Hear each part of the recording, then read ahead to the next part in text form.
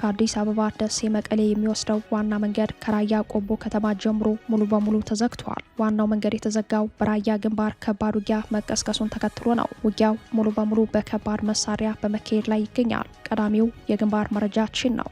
የፋኖ ኃይሎች በሸዋ ግንባር አነጋጋሪ ጀብድ ፈጽመዋል። በአገዛዙ ወታደራዊ ካምፕ ላይ ማጥቃት ፈጽመዋል። ኦፕሬሽኑ የተፈጸመው በአንድ ሰው ብቻ መሆኑ አነጋጋሪ ጉዳይ ሆኗል። የካምፑ ወታደራዊ አዛዥ ላይ እርምጃ መወሰዱን ተከትሎ በካምፑ የሚገኙ ሌሎች ወታደራዊ አዛዦች ወደ ደብረ ብርሃን ሸሽተዋል። ይህም ሌላኛው የግንባር መረጃችን ነው።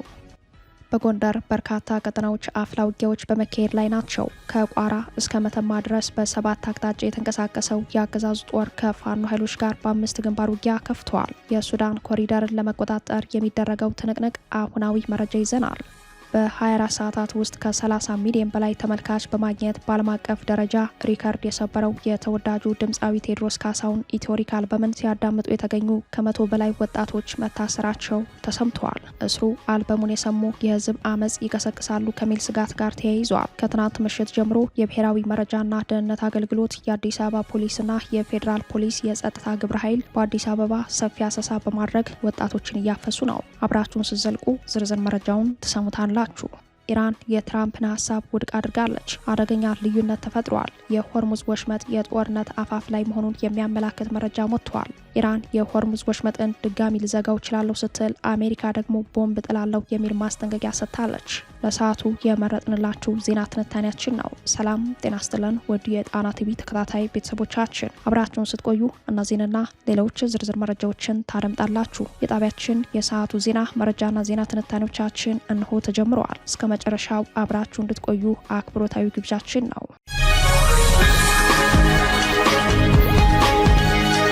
በወሎ ቤት አማራ ራያ ግንባር ከባድ ውጊያ መቀስቀሱ ተሰምተዋል። ውጊያው ሙሉ በሙሉ በከባድ መሳሪያ በመካሄድ ላይ መሆኑ ነው የተጠቆመው። ከሰሞኑ በራያ ቆቦ ቀጠናዎች በ3 ግንባር ከባድ ውጊያ ተቀስቅሶ ለ4 ቀናት የተካሄደው ውጊያ በትናንትናው ዕለት ጋብ ብሎ የነበረ ቢሆንም ከዛሬ ሚያዝያ 10 ቀን ከማለዳ 1 ሰዓት ጀምሮ መጠነ ሰፊ ውጊያ መቀስቀሱ ነው የተሰማው። በዚሁ ራያ ግንባር ከጮቢበር ወደ አመያና ባይበዋ ተብለው ወደሚጠሩ አቅጣጫዎች ተከታታይ መድፎችን እየተኮሰ የሚገኘው የብልጽግናው አገዛዝ የፋኖ ኃይሎች የውጊያ ግንባሩን እያሰፉበት መሆኑን ተከትሎ የመድፍ ድብደባው ከኢላማ ውጭ መሆኑን ከፋኖ ምንጮች ሰምተናል። ይህን መጠነ ሰፊ ውጊያ ተከትሎ ከራያ አላማጣ ወደ ራያ ቆቦ የሚወስደው ዋና መንገድ የተዘጋ ሲሆን፣ በተመሳሳይ ሁኔታ መነሻቸውን ከወልዲያ አድርገው በራያ ቆቦ በኩል ወደ አላማጣ ከተማ የሚያደርጉ ተሽከርካሪዎችም መንገድ ላይ ለመቆም እንደተገደዱ ሰምተናል። በጥቅሉ ዛሬ ማለዳ ላይ በራያ ግንባር የጀመረው ውጊያ ከወሎ ራያ ወደ ትግራይ መቀሌ የሚወስደውን የፌዴራል ዋና መንገድ ሙሉ በሙሉ የዘጋ ሆኗል። ባለፉት 4 ቀናት በዚሁ ቀጠና በተካሄደው ውጊያ ዋናው መንገድ ከ24 ሰዓታት በላይ ተዘግቶ መቆየቱ ይታወሳል። በራያ ቀጠና በቀጠለው ውጊያ የብልጽግናው አገዛዝ አየር ኃይልን ጨምሮ መጠነ ሰፊ ሜካናይዝድ ጦር ለውጊያ ድጋፍ ማሰማራቱን ቀደም ሲል መዘገባችን ይታወሳል። በሌላ የግንባር መረጃም የፋኖ ኃይሎች በሸዋ መራቤቴ ግንባር ሬማ ከተማ ውስጥ በሚገኝ የአገዛዙ ወታደራዊ ካምፕ ላይ የተጠና ኦፕሬሽን ፈጽመዋል። ኦፕሬሽኑ የተፈጸመው ደግሞ በአንድ ሰው ብቻ መሆኑ አነጋጋሪ ጉዳይ ሆኗል። አፋበን ሸዋ ጠቅላይ ግዛት አሳምነው እዝ በአገዛዙ ወታደራዊ ካምፕ ውስጥ አስርጎ ያስገባው አንድ የኦፕሬሽን አባል በካምፑ ወታደራዊ አዛዥ ላይ እርምጃ በመውሰድ ነው ግዳጁን በድል የተወጣው። እንደ እዙ መረጃ ተልኮ የወሰደው ፋኖ ወታደራዊ አዛዡን በመምታት በድል ወደ አሃዱ ተመልሷል። ይህም የፋኖ ኃይሎችን የመረጃ አቅምና ግዳጅ የመፈጸም ሁኔታን ያሳየ ነው ተብሏል። የከተማ ውስጥ ጥቃቱ ጥንቃቄ በተሞላበት መንገድ መፈጸሙን የጠቆሙት የፋኖ ምንጮች የተጠና ኦፕሬሽኑን የፈጸመው ፋኖ የአገዛዙ ወታደራዊ አዛዥ ላይ እርምጃውን እንዲወስድ ከተቀመጠለት የሰዓት ገደብ ሳያልፍ በትክክለኛው ሰዓት ተፈላጊው አዛዥ ላይ እርምጃ ወስዶ ግዳጁን በስኬት አጠናቆ በድል ተመልሰዋል። በፋኖ ልዩ ኦፕሬሽን አዛዡ ከመገደሉ በተጨማሪ ኦፕሬሽኑ ከተፈጸመበት ፍጥነት ጋር ተዳምሮ በአካባቢው የሚገኙ ሌሎች የአገዛዙ ወታደሮችና ወታደራዊ አዛዦች በከፍተኛ ሁኔታ ተሸብረዋል ነው ያሉት የግንባር መረጃው ምንጮች። በወታደራዊ አዛዡ ላይ የተወሰደውን እርምጃ ተከትሎ የፋኖን ስልታዊ እርምጃ የፈሩ ቀሪ የአገዛዙ ወታደሮች ወደ ደብረ ደብረ ብርሃን መሸሻቸው ታውቋል። በሌላኛው የግንባር መረጃችንም በቋራና መተማ ግንባር የምርጫ ቅስቀሳ ለማድረግ የተንቀሳቀሰው የአገዛዙ ጥምር ጦር በፋኖ ተመቷል። በአፋብን በላይ ዘለቀ እዝ ስር የሚንቀሳቀሰው የመይሰው ካሳ ሁለተኛ ኮር በቋራና በመተማ ግንባሮች በከፈተው ጥቃት በአገዛዙ ጥምር ሰራዊት ላይ ከፍተኛ ድል ማስመዝገቡን አስታውቋል። የአገዛዙ ኃይል መነሻውን ከቋራ ደለጎና ከመተማ ሽንፋ በሚደረግ ወደ ሰልፈረዲ አካባቢ የምርጫ ቅስቀሳ ለማድረግ ሲንቀሳቀስ ፋኖ በሁለት አቅጣጫ የደፈጣ ጥቃት መፈጸሙን ያመላከተው እዙ ለ4 ሰዓታት በቆየው በዚህ ውጊያ በርካታ የአገዛዙ ወታደሮች ሲደመሰሱ ቁጥራቸው በውል ያልታወቀ ደግሞ መቁሰላቸውን ነው የተገለጸው። በዚሁ የምዕራብ ጎንደር ቀጠና በቋራ መተማና አርማጮ ግዙፍ ወታደራዊ እንቅስቃሴ በመደረግ ላይ ሲሆን ይህ ዜና እስከተጠናቀረበት ሚያዝያ 10 እኩለ ቀን ድረስ ከቋራ እስከ መተማ ድረስ በ7 አቅጣጫ ከተንቀሳቀሰው የአገዛዙ ጦር ጋር በ5 ግንባር ውጊያ እንደቀጠለ መሆኑን ከአካባቢው ምንጮች ሰምተናል። ከቋራ ደለጎ በ2 ግንባር፣ ከሽንፋ ወደ መተማ በ2 ግንባር እንዲሁም ቱመት ተብሎ ከሚጠራው አቅጣጫ ወደ ሱዳን መውጫ ኮሪደር በመድፍ የታጀበ ከባድ ውጊያ በመካሄድ ላይ መሆኑን የፋኖ ምንጮች አረጋግጠዋል። ውጊያው በፋኖ ኃይሎች እጅ የሚገኘውን ኮሪደር ለማስለቀቅ እንደሆነ የገለጹት ምንጮች ፋኖ በበኩሉ በቋራ አይሰግ የተባለ ቦታ ላይ ለከበባ የገባውን የአገዛዙን ጦር በ2 ቦታ በመቁረጥ ክፉኛ ጉዳት ማድረስ መቻሉን፣ አሁንም ውጊያው በዚሁ የቋራ ቀጠና ቁጥር 4ና አይሰግ ድረስ እንደቀጠለ መሆኑን ነው የገለጹት። በዚሁ የጎንደር ግንባር አርበኛ ከፍ ያለው ደሴን ለማሰብ በስሙ በተሰየመው ወታደራዊ ዘመቻ በአፋብን ጎንደር ጠቅላይ ግዛት በላይ እዝ ስር የሚገኙት የ206ኛ ከፍ ያለው ደሴ ኮር አሃዶች በአገዛዙ ሰራዊት ላይ ከፍተኛ ኪሳራ ማድረሳቸው ተሰምተዋል። ኮሩ በግንባር መረጃው ላይ እንዳረጋገጠው ትናንት ከጋይንት ንፋስ መውጫ ከተማ ተነስቶ ወደ ሳሊና ጎብጎብ ለምርጫ ቅስቀሳ ሲንቀሳቀስ የነበረው የብልጽግናው ኃይል በአንበሳው ጋይንትና በተራራው ራስ ጉና ክፍለ ጦሮች ጥምረት ክፉኛ ተመትተዋል። በአውደ ውጊያው አንድ የመከላከያ ሻለቃ አመራርን ጨምሮ 15 የሰራዊቱ አባላት የሞቱ ሲሆን የጋይንት ወረዳ ብልጽግና ጽሕፈት ቤት ኃላፊን ጨምሮ ከ25 በላይ አባላቱ ከባድና ቀላል ጉዳት ደርሶባቸዋል። በዚህ ወታደራዊ ሽንፈት የተበሳጨው የአገዛዙ ሰራዊት በሳሊ ባለ እግዚአብሔር ቤተክርስቲያን ከቅዳሴ መልስ የነበሩ የእምነት አባቶችንና ምዕመናን ላይ ዘግናኝ ጭፍጨፋ መፈጸሙን ከተጎጂ ቤተሰቦች አረጋግጠናል። በሳሊ ባለ እግዚአብሔር ቤተክርስቲያን ከቅዳሴ መልስ የነበሩ የእምነት አባቶችንና ምዕመናን እጅግ ዘግናኝ በሆነ ሁኔታ ተገድለዋል ያሉት የተጎጂ ቤተሰቦች የሟቾች ቁጥር 9 መድረሱን ነው የጠቆሙት። ከተገደሉት መካከል የቤተክርስቲያኗ ዋና አስተዳዳሪ መርጌታ መዝገቡ ሙልጌታ፣ ዲያቆን ፍስ ያለምነው፣ ዲያቆን ምኞት ንጉሴ የሚገኙበት ሲሆን ምዕመናን ደግሞ አቶ ያልዬ ደረጀ፣ አቶ አልዬ ደሳሉ፣ አቶ መልካሙ ቢሆነኝና ሐኪም ታደሰ መሀሪ የተባሉ ንጹሐን ይገኙበታል ሲሉ መረጃውን ያደረሱን የተጎጂ ቤተሰቦች ናቸው።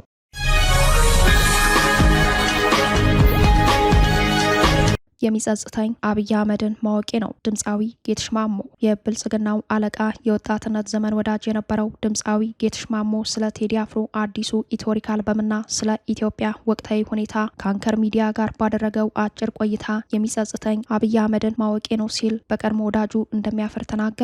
ድምፃዊ ጌትሽ ማሞ ከ28 ዓመታት በፊት ከኢትዮ ኤርትራ ጦርነት ጋር ጀምሮ የአብይ አህመድ የቅርብ ወዳጅ የነበረ በኪነ ጥበብ ሙያው በሰራዊቱ ውስጥ በማገልገል የሚታወቅ ሲሆን ባለፉት 8 ዓመታት ኢትዮጵያን በደንብ የነከሯትን አብይ አህመድን ማወቁ እንደሚጸጽተው በመግለጽ አሁናዊ ሁኔታውን ልብ የሚነካ የውስጥ ስሜቱን እንዲህ አጋርቷል።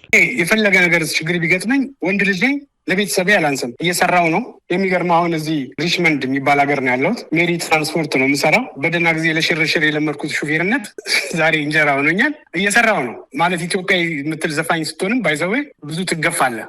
ግን እኔ የምነግርህ ነገር ማን ነው መቼም አልጸጸትም። የሚጸጽተኝ እኔ እንደውም ማን ነው አብይ አህመድን ማወቄ ነው የሚጸጽተኝ። የኔ ስም ከዚህ ሰውዬ ጋር መጠራቱ ነው የሚጸጽተኝ።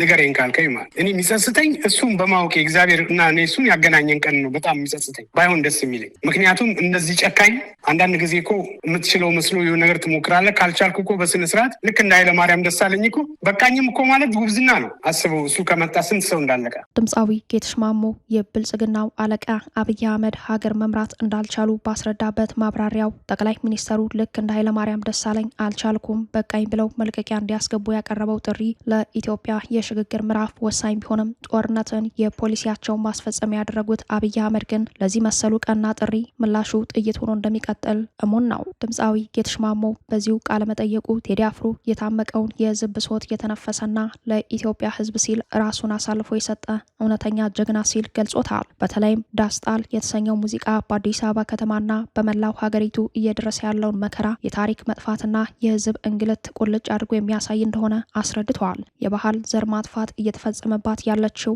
አዲስ አበባ ተወላጅ የሆነው ድምፃዊ ጌትሽ ማሞ ህዝብ ለመብትና ለነጻነቱ መነሳት እንዳለበት ጥሪውን አቅርበዋል። በቃለ መጠየቅ ቆይታው ተጨማሪ ስሜት የሚነካው ክፍል ደግሞ ጌትሽ ኢትዮጵያ በሚል በማዜሙ አሁን ባለው የአገዛዙ መድረክ የተገፋ መሆኑ፣ በቀድሞ ወዳጁ ተሳዳጅ ሆኖ ሙሉ ቤተሰቡን ይዞ በስደት ሀገር ከሚወደው ኪነ ጥበብ ተለይቶ መኖሩን የገለጸበት ሀሳብ ነው። እንዲያም ሆኖ በኪነ ጥበብ ስራዎቹ እንደሚመለስ የጠቆመው ድምፃዊው አሁን በህዝቡ ላይ እየደረሰ ያለው ግፍ ከምንም በላይ እንደሚያሳዝነው ተናግሯል። እውነትን ለህዝባቸው የሚናገሩ የጥበብ ሰዎች ሁሌም ክብር ይገባቸዋል በሚል ለሙያ አጋሩ ድምፃዊ ቴዎድሮስ ካሳሁን ክብርና አድናቆት የቸረው ድምፃዊ ጌትሽ ማሞ የብልጽግናውን አለቃ ልጁ እያለ አላዋቂነታቸውን የገለጸ ሲሆን አብይ ኢትዮጵያንና ህዝቧን እንደካዱ በመግለጽ የተከዳው ህዝብ ዝምታው ይበቃል ሲል ህዝብ ለለውጥ መነሳት እንዳለበት በአጽንኦት ተናግሯል። በመጨረሻም የቴዲ አፍሮ ዘፈኖች ለቲክቶክና ለጭፈራ ብቻ ሳይሆኑ ህዝቡን ነቅቶ ሀገሩን እንዲታደግና መከራውን እንዲሻገር የተላለፈ ጥልቅ መልእክቶች መሆናቸውን ያሳሰበው ድምፃዊ ጌትሽ ማሞ ህዝቡ ለለውጥ በአንድነት እንዲነሳ ጥሪውን አቅርበዋል።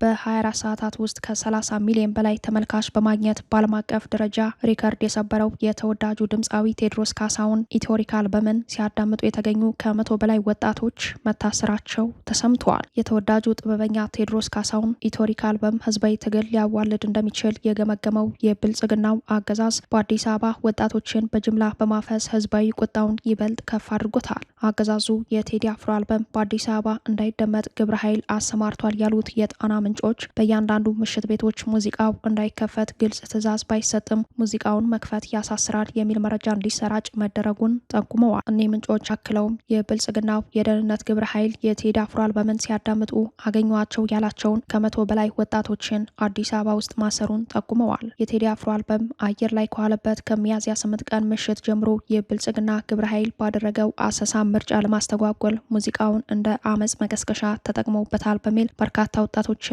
አስሯል። የስር ዘመቻው አሁንም ተጠናክሮ መቀጠሉን የሚጠቁሙት የአዲስ አበባ ምንጮች በተለይም ከትናንት ምሽት ጀምሮ የብሔራዊ መረጃና ደህንነት አገልግሎት፣ የአዲስ አበባ ፖሊስና የፌዴራል ፖሊስ የጸጥታ ግብረ ኃይል በአዲስ አበባ ሰፊ አሰሳ በማድረግ በርካታ ወጣቶችን በጅምላ በማሰር ላይ ናቸው። በአዲስ አበባ ፖሊስ በተለምዶ 3ኛ ፖሊስ ጣቢያ በትንሹ 105 ወጣቶች ታስረው እንደሚገኙ ታውቋል። ሜክሲኮ አካባቢ ሌላኛው ወጣቶች በብዛት የታሰሩበት መሆኑ ተጠቁመዋል። በጥቅሉ የቴዲ አፍሮ አልበም ከወጣበት ዕለት ጀምሮ ሌሊት በከተማዋ ባልተለመደ መልኩ ረዘም ያለ ፍተሻ ሲካሄድ ታይቷል። 7ኛ አውቶቡስ ተራ፣ ሳሪስ፣ ፈረንሳይ፣ ጎሮና ቄራ ወጣቶች በጅምላ የታፈሱ ሲሆን የቴዲ አፍሮን ሙዚቃ የከፈቱ የራይድ ሾፌሮችም መንጃ ፈቃዳቸው እንደተቀማ የዓይን እማኞች ለጣና ዘጋቢ አስረድተዋል። በሳሪስ አንድ የምሽት ክበብ መዘጋቱን የገለጹት ሌላኛው የመረጃ ምንጫችን የሆቴሉ ስም ለባለቤቶቹ ደህንነት ሲባል ከመግለጽ ተቆጥበዋል። ከቴዲ አፍሮ አልበም ውስጥ በተለይም ዳስጣል የተሰኘው ትራክ የአዲስ አበባ ተወላጆችን በእጅጉ ለትግል እንዳነሳሳ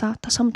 ይህንን ተከትሎ የብልጽግናው አገዛዝ የትኞቹም የቴዲ አፍሮ ሙዚቃዎች በብሔራዊ ቴሌቪዥን ጣቢያው እንዳይተላለፍ የውስጥ መመሪያ መስጠቱን በትናንት የምሽት ዜና ወጃችን መረጃውን ማድረሳችን ይታወሳል።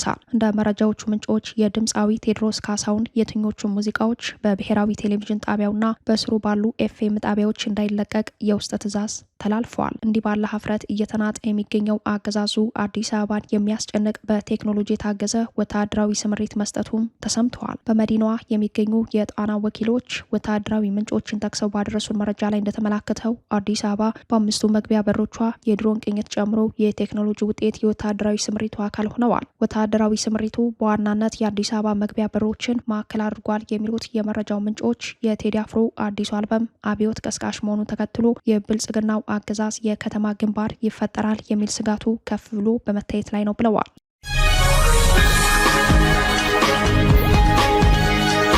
አሜሪካ በሱዳን የውክልና ጦርነት ተጨማሪ ማዕቀብ ጣለች። ማዕቀቡ በ5 የኮሎምቢያ የጦር ባለሙያዎችና የግል ድርጅቶች ላይ አነጣጥሯል። የአሜሪካ ፌዴራል መንግስት ግምጃ ቤት በሱዳን አዲስ ማዕቀብ ጥሏል። ትላንት አርብ ዕለት ዲፓርትመንቱ ባወጣው መግለጫ በሱዳን ጦርነት ሚና ያላቸውና ከፈጥኖ ደራሽ ኃይሎች ጋር ተሰልፈው በሚዋጉ የኮሎምቢያ ዜጎችና ድርጅቶች ላይ አዲስ ማዕቀብ መጣሉን ይፋ አድርጓል። የሱዳን ጦርነት 4ኛ ዓመቱን እየገባ ባለበት በዚህ ጊዜ ዋሽንግተን ሁለቱ ተፋላሚዎች የተኩስ አቁም እንዲያደርጉም ጥሪ አቅርባለች። የትራምፕ አስተዳደር በትንሹ የ3 ወራት ግለሰባዊ የተኩስ አቁም እንዲደረግ እንደሚፈልግ ለሱዳኖች ተነግሯቸዋል ነው ያሉት ከዋይት ሀውስ የወጡ መረጃዎች። የትራምፕ አስተዳደር በሱዳን ያለውን ጦርነት ለማስቆም እንዲረዳ የጦርነቱ አባባሽ የሆኑ አካላት ላይ እርምጃ እየወሰደ ነው ሲሉ የአሜሪካ ግምጃ ቤት አስተዳደር ፒጎት ገልጸዋል። አሜሪካ ከሰሞኑ የ$20 ሚሊዮን የአደጋ ጊዜ የምግብ እርዳታ ለሱዳን ማድረጓንም ገልጸዋል። ከ2 ወራት በፊት የ200 ሚሊዮን የእርዳታ ድጋፍ መደረጉ ተጠቅሷል። የሱዳን ጦርና የፈጥኖ ድራሽ ኃይሎች በሚያደርጉት ፍልሚያ እስካሁን 150 ሺህ ሰዎች ሲገደሉ 14 ሚሊዮን ሱዳናውያን ከቀያቸው ተፈናቅለዋል። አሜሪካ ከዚህ ቀደምም በሱዳን ፈጥኖ ድራሽ ኃይል ጄኔራሎች ላይ በርካታ ማዕቀቦችን የጣለች ሲሆን በአሁኑ ማዕቀብ በ5 የኮሎምቢያ የጦር ባለሙያዎችና የግል ድርጅቶች ላይ ማዕቀቧን አነጣጥራለች። ከ5ቱ ኮሎምቢያውያን መካከል አልቫሮ አንድሬስ አንዱ ሲሆኑ እኒህ የጦር መኮንን ከኮሎምቢያ ጦር ጡረታ የተገለሉ ናቸው። ግለሰቡ ተዋጊዎችን ወደ ሱዳን የሚልኩ ቅጥር የሚፈጽሙ ስለመሆኑ የአሜሪካ ግምጃ ቤት መረጃ አመላክተዋል። ሁለተኛው ሰው ክላውዲያ ቪቪያና ኦሊቬሮስ ፎሬሮ ኮሎምቢያውያንን ለሱዳን ጦርነት የሚመለምለው ድርጅት መስራች ናቸው ተብሏል። ሶስተኛው ግለሰብ ሆሴ ኦስካር ጋርሲያ ፓቴ የሚባሉ ሲሆን በኮሎምቢያ ጦር ውስጥ የኮሎኔልነት ማዕረግ ያላቸው ተዋጊዎችን በመምረጥና ማሰልጠን ሚና ያላቸው መሆኑን በጉዳዩ ላይ የወጣው መረጃ ያሳያል። የቀሩት ሆሴ ሊባርዶና ኦማን ፈርናንዶ ጋራሲያ ፓቲ የሚባሉ ሲሆን ከቅጥርና ምልመላ ጋር በተያያዘ ቀደም ሲል ማዕቀብ የተጣለባቸው ናቸው። የአሜሪካ የአሁኑ ማዕቀብ ተቀማጭነቱ በኮሎምቢያ የሆነና ኢንተርናሽናል ሰርቪስስ ኤጀንሲ የሚሰኝ ወታደሮችን መልማይ ድርጅትንም የሚመለከት ነው። ፓናማ ውስጥ የሚሰራው ታለንት ብሪጅ እንዲሁም ፊኔክስ ሂውማን ሪሶርስ የሚሰኙ 2 ተጨማሪ ቅጥር ፈጻሚ ድርጅቶች በማዕቀቡ መካተታቸው በዘገባው ላይ ተመላክተዋል።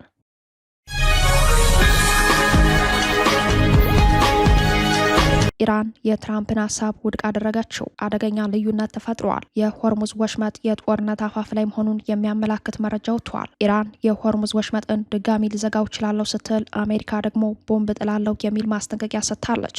ኢራን የፕሬዝዳንት ዶናልድ ትራምፕን ሀሳብ ውድቅ አደረገችው። ፕሬዝዳንት ዶናልድ ትራምፕ ኢራን ለኒውክሌር መሳሪያ ለመጠቀም ያዘጋጀችውንና በአሜሪካ ቢቱ ቦምበር ተመቶ ከመሬት ስር ተቀብሯል የሚባለውን የበለጸገ ዩራኒየም ለአሜሪካ ለማስረከብ ተስማምታለች በሚል ደጋግመው የተናገሩትን ሀሳብ ኢራን በዝምታ ከቆየች በኋላ በመጨረሻም ውድቅ አድርገዋለች። የምን ማስረከብ ሲያምራችሁ ይቅር፣ የኢራን የኒውክሌር መሳሪያ ግብዓት ዩራኒየም ከኢራን ቅዱስ አፈር ጋር እኩል እንደሆነ እወቁት ስትል ከሰዓታት በፊት እንቅጩን ተናግራለች። ትራምፕ ደግሞ በጓሮ በር ዲፕሎማሲ ተስማምተናል፣ የሚቀረን ስምምነቱን ይፋ ማድረግ ነው። ስምምነቱ በይፋ ሲፈረምም እኔም ጭምር ወደ ፓኪስታን ኢስላማባድ እሄዳለሁ ሲሉም ተደምጠዋል። እንደዚህ አይነት ስምምነት የለም፣ በዚህ ጉዳይ ከአሜሪካ ጋር የተስማማ ነው ምንም ነገር የለም፣ ትራምፕ ከኢራን ባለስልጣናት ጋር ተነጋግሬያለሁ የሚሉት ሐሰት ነው ሲሉ የኢራን የውጭ ጉዳይ ሚኒስተር ቃል አቀባይ ኢስማኤል ባጋይ ለሀገሪቱ መገናኛ ብዙሃን በሰጡት ምላሽ ተናግረዋል። ቃል አቀባዩ በዚህ ማብራሪያቸውም ቴሄራን በከፍተኛ ደረጃ ያበለጸገችውን ዩራኒየም ወደ ሌላ ሀገር ለማስተላለፍ ተስማምታለች የሚሉት መረጃዎች ፈጽሞ ሐሰት ናቸው። የበለጸገው ዩራኒየም ለእኛም እንደ ኢራን አፈር ቅዱስ እንደሆነ መታወቅ አለበት። ከዚህም በተጨማሪ ትራምፕ ከኢራን ባለስልጣናት ጋር ቀጥተኛ ውይይት አድርገዋል የሚሉትን መረጃዎች የማናውቃቸውና ሐሰት መረጃዎች እንደሆኑ ሊታወቅ ይገባል ሲሉም ቃል አቀባዩ አስታውቀዋል። ፕሬዝዳንት ዶናልድ ትራምፕ አሜሪካ ከኢራን ጋር ስምምነት አደረገች የሚባለው 2 ነገሮች ሲፈጸሙ ብቻ ነው ሲሉ ደጋግመው የተናገሩ መሆኑ የሚታወስ ነው። እንደ ፕሬዝዳንቱ ገለጻ ከሆነ አንደኛው ወሳኝ ጉዳይ ኢራን የኒውክሌር ጦር መሳሪያ ለመታጠቅ የምታደርጋቸውን ጥረቶች ላትመለስበት እርግፍ አድርጋ መተው የሚል ሲሆን፣ ሌላኛው ደግሞ ኢራን ለኒውክሌር መሳሪያ በዋና ግብዓትነት የምትጠቀምበትን የበለጸገ ዩራኒየም ለአሜሪካ ታስረክብ የሚል ነው። በእንዲህ እንዳለ የሆርሙዝ ወሽመጥ የጦርነት አፋፍ ላይ መሆኑን የሚያመላክት መረጃ ወጥቷል። ኢራን የሆርሙዝ ወሽመጥን ድጋሚ ልዘጋው እችላለሁ ስትል፣ አሜሪካ ደግሞ ቦምብ ጥላለሁ የሚል ማስጠንቀቂያ ሰጥታለች። በመካከለኛው ምስራቅ ያለው ውጥረት በአስገራሚ ሁኔታ እየተቀያየረ ይገኛል። የሆርሙዝ ወሽመጥ አርብ ዕለት በከፊል ክፍት መሆኑ ቢነገርም ቴሄራንና ዋሽንግተን በወሽመጡ አጠቃቀም ዙሪያ አሁንም አልተስማሙ። አሜሪካ በኢራን ወደቦች ላይ የጣለችውን የባህር ከበባ ካላነሳችው ወሽመጡን በድጋሚ እንደምትዘጋው ኢራን ዝታለች። የኢራን ፓርላማ አፈ ጉባኤና በሰላም ንግግር ውስጥ ቁልፍ ሰው የሆኑት መሐመድ ባጋር ጋሊባፍ እንደተናገሩት የአሜሪካ ከበባ እስከ ቀጠለ ድረስ ወሽመጡ ክፍት ሆኖ አይቆይም። ጋሊባፍ አክለው ፕሬዝዳንት ትራምፕ በአንድ ሰዓት ውስጥ 7 ሐሰተኛ መረጃዎችን ተናግረዋል ሲሉ ከሰዋል። ፕሬዝዳንት ትራምፕ ከአሪዞና ወደ ዋሽንግተን በኤርፎርስ ዋን ሲመለሱ ለጋዜጠኞች በሰጡት መግለጫ ውጥረቱን ይበልጥ አባብሰዋል። ፕሬዝዳንቱ እንደተናገሩት ስምምነት ካልተፈረመ ድረስ የባህር ከበባው በሙሉ ኃይሉ ይቀጥላል።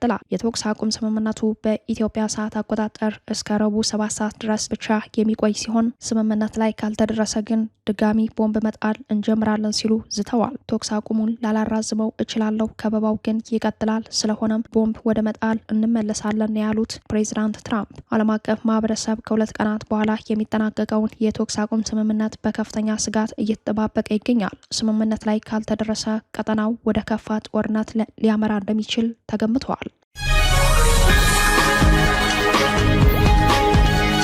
ክቡራትና ክቡራን ቤተሰቦቻችን ለሰዓቱ የተሰናዱት መረጃዎቻችን የተከታተሏቸዋቸውን ይመስሉ ነበር። አብራችሁን ስለቆያችሁ ልባዊ ምስጋናችን ድረሳችሁ እያለን የጣና ቲቪ ወቅታዊ ዜናዎች፣ ትንታኔዎችና ልዩ ልዩ ፕሮግራሞች እንዲደርሷችሁ ቻናላችን ሰብስክራይብ በማድረግ ቤተሰብ ይሁኑ። በተሳትፎ የትግል ሚዲያው እንዲያጠናክሩ ጥሪያችን ያቀርባል። ጣና ቲቪ ከሀቅ ጋር